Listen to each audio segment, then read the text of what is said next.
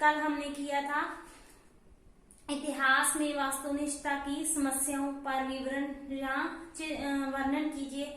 उसमें हमने किया था वास्तुनिष्ठता का अर्थ और उनकी मुख्य समस्याएं, जिनमें से हमने कुछ कल डिस्कस कर ली थी, बाकी आज हम उसको कंटिन्यू करेंगे। तो नेक्स्ट जो पॉइंट है वो है सामाजिक आवश्यकता की कमी।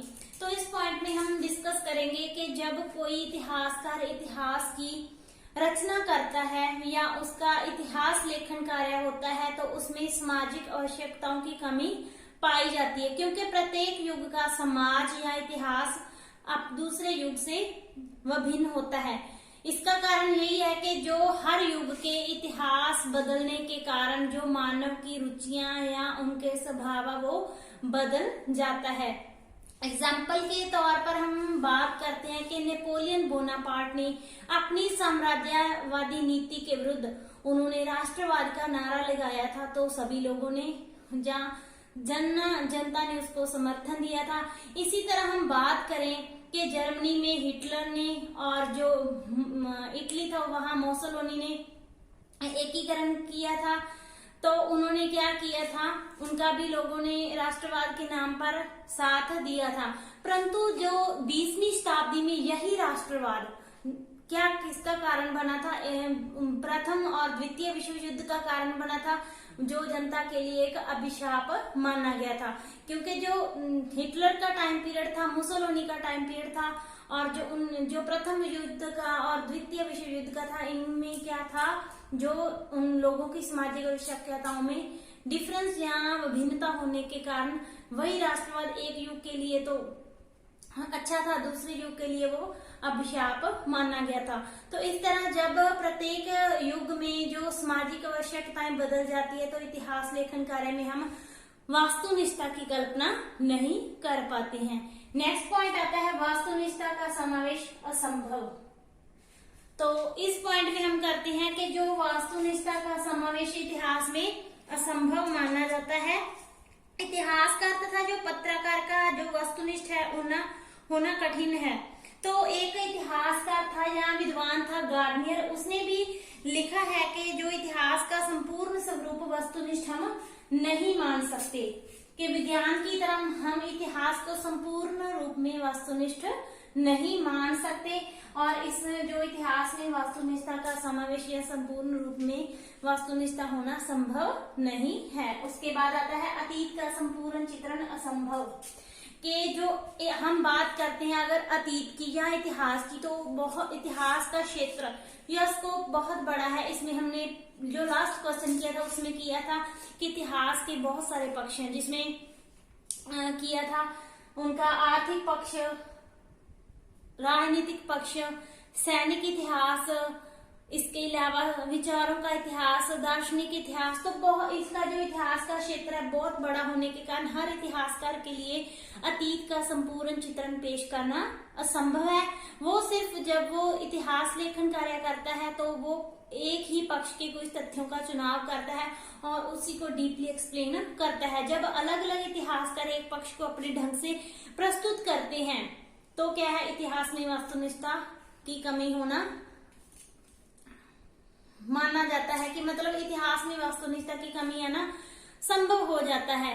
जैसे कि गयासुद्दीन तुगलक की मृत्यु हुई थी तो बहुत सारे इतिहासकारों के बीच मतभेद थे, तो इतिहासकारों ने उनकी मृत्यु संबंधी अपने अपने विचार प्रस्तुत किए थे। इनमें जो था डॉक्टर ईश्वरी प्रसाद, उन्होंने कहा था कि जो गयासुद्दीन की मृत्यु थी उनके पुत्र उलग खां ने षड्यंत्र के तहत करवाई थी उनकी मृत्यु के। जो उलग खां था उसने राजगद्दी प्राप्त करने के लिए गयासुद्दीन की मृत्यु करवाई थी। दूसरे और एक और इतिहासकार डॉक्टर मेहंदी हसन, उनका कहना है कि जो गयासुद्दीन तुगलक की मृत्यु षड्यंत्र के कारण नहीं बल्कि अचानक बिजली गिर जाने के कारण हुई थी। तो इस तरह इतिहासकारों के जो एक्सप्लेनेशन में डिफरेंस आ गया ना, कि एक कह रहा है कि षड्यंत्र के तहत हुई थी तो दूसरा कह रहा है कि जो उनकी मृत्यु थी वो अचानक बिजली गिरने के कारण हुई थी। तो एक ही घटना को दोनों इतिहासकारों ने अलग अलग पॉइंट ऑफ व्यू से हमारे समक्ष पेश किया। तो इस तरह हम इतिहास में वस्तुनिष्ठता की कल्पना नहीं कर पाते।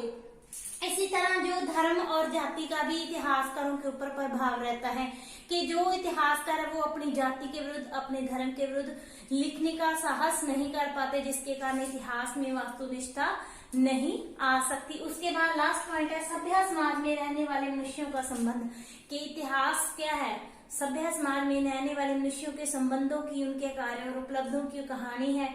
तो समाज में जो सभ्य मनुष्य रहते हैं उनका संबंध अलग अलग विचारधाराओं या राजनीतिक दलों से होता है, जैसे कि साम्यवाद, राजतंत्र, प्रजातंत्र, साम्राज्यवाद, राष्ट्रवाद।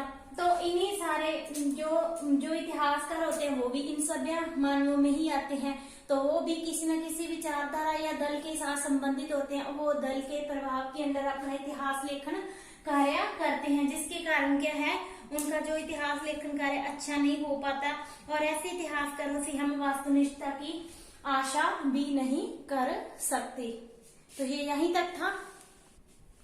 तो नेक्स्ट हम करते हैं कि ऐतिहासिक वस्तुनिष्ठता की आवश्यकता की क्यों जरूरत होती है, या आवश्यकता लिए कौन से तत्व जरूरी हैं। तो इनमें सबसे पहले करेंगे कि इतिहासकार सामान्य और शोध इतिहास में अंतर को समझे, ताकि इतिहास में हम वस्तुनिष्ठता को ला सके। जब भी कोई इतिहासकार इतिहास लेखन कार्य करता है तो दो तरह का इतिहास उसके सामने आता है, एक होता है सामान्य तथा साधारण इतिहास और दूसरा होता है शोध इतिहास। तो जो सामान्य या साधारण इतिहास होता है उसके बीच जो इतिहासकार है उसको कोई भी चेंज नहीं करना चाहिए, और जो वो शोध कार्य के लिए ऐतिहासिक तथ्यों का चुनाव करता है उसको वो अपनी दृष्टि या अपनी व्याख्या के द्वारा पेश कर सकता है।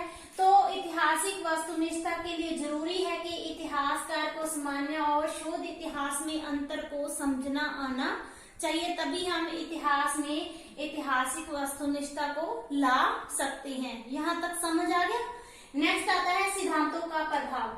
हमने वही सिद्धांत बात किए थे कि जो वस्तुनिष्ठता की समस्या में आए थे कि हर समाज में अलग अलग सिद्धांतों और विचारधाराओं के जो मानव या लोग रहते हैं जिनके ऊपर अलग अलग सिद्धांतों का प्रभाव होता है। तो जब इतिहासकार की बात करते हैं तो वो भी एक सामाजिक प्राणी होने के कारण, समाज का एक अंग होने के कारण उस पर भी सिद्धांतों का प्रभाव पड़ता है।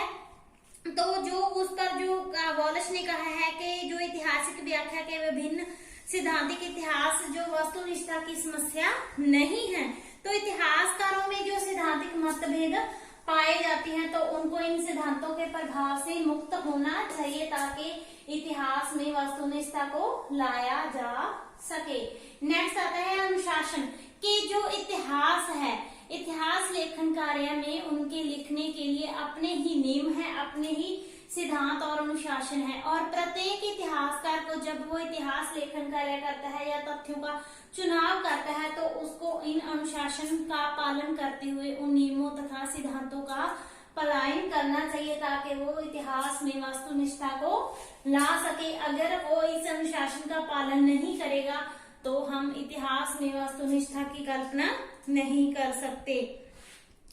तो नेक्स्ट आता है कि कार्य और उपलब्धि। जैसे कि हम जानते हैं कि जो इतिहास है मानवीय कार्यों और उपलब्धियों की कहानी है, इसमें हम जो महापुरुषों की या महान शासकों की कार्य और उपलब्धियों को पढ़ते हैं। तो जब इतिहासकार इन के कार्यों और उपलब्धियों का विवरण करता है तो उसमें किसी भी तरह का कोई पक्षपात नहीं होना चाहिए, उसको निष्पक्ष इन चीजों का अध्ययन करना चाहिए। किसी शासक की ज्यादा ना प्रशंसा करनी चाहिए, ना उसके अवगुणों का विवरण करना चाहिए। जब इतिहासकार ऐसा करेगा तब हम इतिहास में वस्तुनिष्ठता को पा सकते हैं, क्योंकि जब भी कोई इतिहासकार इतिहास लिखता है जहाँ जो वास्तुनिष्ठ इतिहासकार हैं वो इस बात में आस्थावान होते हैं कि जो जब इतिहास लिखा जाता है तो इतिहास में वो तथ्य प्रधान को पहल देना चाहिए, कि तथ्य को हम पहल देंगे ना कि व्यक्ति प्रधान, क्योंकि इतिहास क्या है,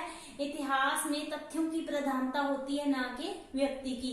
तो कभी भी इतिहास में मानव की कार्य उपलब्धियों का अपने ढंग से इतिहासकार को विवरण नहीं करना चाहिए। जो जैसे तथ्य मिले उसको अगर वैसे ही उनकी कार्यों और उपलब्धियों का विवरण करते हैं तो इतिहास में हम वास्तुनिष्ठता को ला सकते हैं। उसके बाद आता है कलात्मक प्रस्तुतिकरण।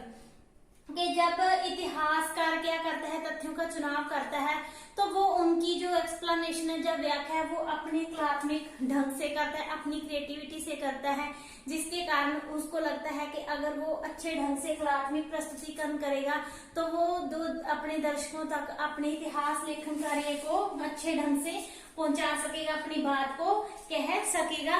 तो इस तरह उसका प्रयास ये संकेत करता है कि जो प्रस्तुत चित्र है वो यथार्थ तथा वास्तुनिष्ठ है। इस तरह जो कलात्मक प्रस्तुतिकरण के द्वारा भी इतिहास में उसका प्रयास वास्तुनिष्ठता को लाना होता है। उसके बाद आता है व्यक्तिगत भावना की प्रधानता, कि जब इतिहासकार, वही पक्षपात की बात आ गई कि जब इतिहासकार इतिहास लेखन कार्य करता है तो उसको अपने मनोभावों या व्यक्तिगत भावनाओं को प्रधानता नहीं देनी चाहिए। उसको निष्पक्ष होकर इतिहास का अध्ययन करना चाहिए और उसके बाद इतिहास लेखन का कार्य करना चाहिए, ताकि इतिहास में वास्तुनिष्ठता को लाया जा सके।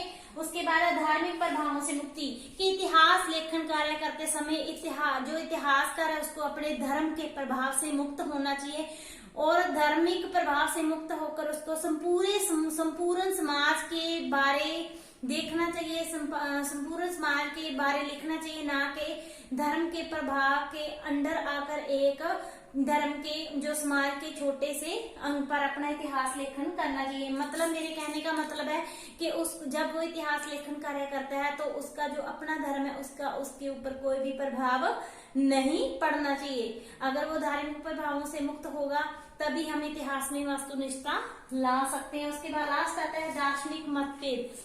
जो दार्शनिक मतभेद है वो भी इतिहास में वास्तुनिष्ठता के लिए बाधक माने जाते हैं। तो जब इतिहास लेखन कार्य में इतिहास के जो वास्तुनिष्ठता के उद्देश्य की प्राप्ति के लिए इतिहासकारों का प्रयास होना चाहिए कि वो दार्शनिक मतभेदों से दूर रहकर इतिहास लेखन कार्य करे। इसका तात्पर्य है कि जो ऐतिहासिक वास्तुनिष्ठता के लिए सिद्धांत की उपेक्षा अभ्यास की आवश्यकता होनी चाहिए। तो ये था आपका ऐतिहासिक वास्तुनिष्ठता का क्वेश्चन। नेक्स्ट हम कल करेंगे next question. Thank you so much.